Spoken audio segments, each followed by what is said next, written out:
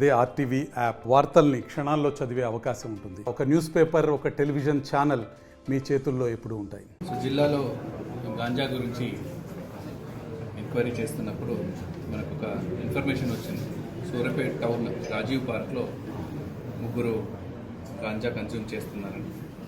దాన్ని బట్టి మన లోకల్ ఆఫీసర్స్ అక్కడ వెళ్తే అక్కడ ముగ్గురు రోషన్, మురుగేష్ అండ్ అంజద్ ముగ్గురు దొరుకుతారు.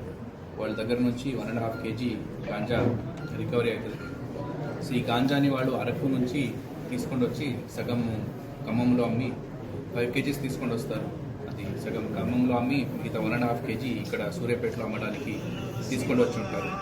సో దీంట్లో రోషన్ అతను మీద ఆల్రెడీ కొత్తగూడెంలో కేసు ఉంది, గాంజా కేసు.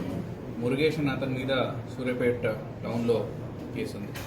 అంజద్ అన్న అతని మీద ఖమ్మం ఖానాపుర పోలీస్ స్టేషన్లో గాంజా కేసు ఉంది.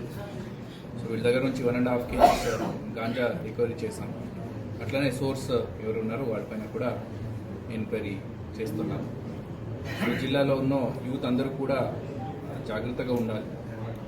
అన్నెసరీగా ఈ గాంజా దీనికి అలవాటు అయ్యి తర్వాత కేసెస్లో ఇరుక్కోండి, పాస్పోర్ట్ కానీ జాబ్ వెరిఫికేషన్ కానీ వాళ్ళ భవిష్యత్ ఖరాబ్ అవుతుంది.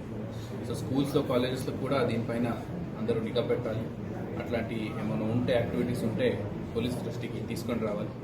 అదే కాకుండా పేరెంట్స్ కూడా వాళ్ళ పిల్లలు ఏం చేస్తున్నారు, వాళ్ళ బిహేవియర్ ఏమైనా చేంజెస్ ఉందా యంగ్స్టర్స్, దానిపైన కూడా ఫోకస్ చేయాలి. అలాంటి విషయం ఏమైనా ఉంటే మన దృష్టికి తీసుకొని వస్తే డెఫినెట్లీ వాళ్ళకి సహాయం చేస్తాం.